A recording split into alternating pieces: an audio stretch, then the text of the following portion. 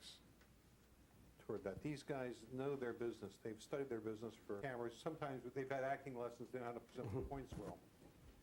I mean, Lawrence. And I bitterly feel that we let down those great young men and women. We, meaning the civilians in the Pentagon? Yes, directly. And you would, if you were in charge, you would ask them to resign? I would hold them responsible, however the president decides that. History will hold them responsible. But I think the president was owed better than he received from the civilian leadership in the Pentagon. Why has nobody been helped? Good guy. Well, let me start with you instead of going through the introductions, which is explain to us Like that.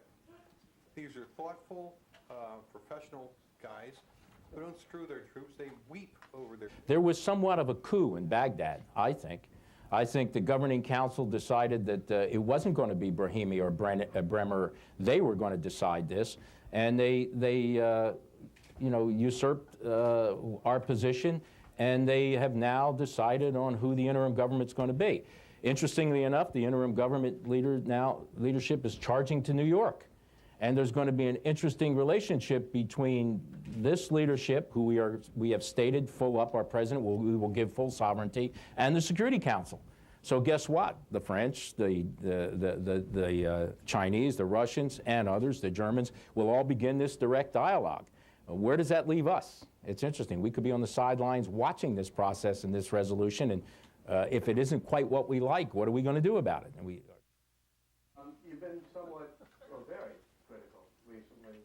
Pretty good guys. Freddie Franks taught poetry. Well, I swear, the core of Freddie's personality is he once taught poetry at the university level because they approach a problem from a practical point of view, and politicians think in terms of symbols. Welcome to Washington. I don't try poetry at the university level at West Point. Chuck Horner, he's a fighter pilot. Distinctive personality,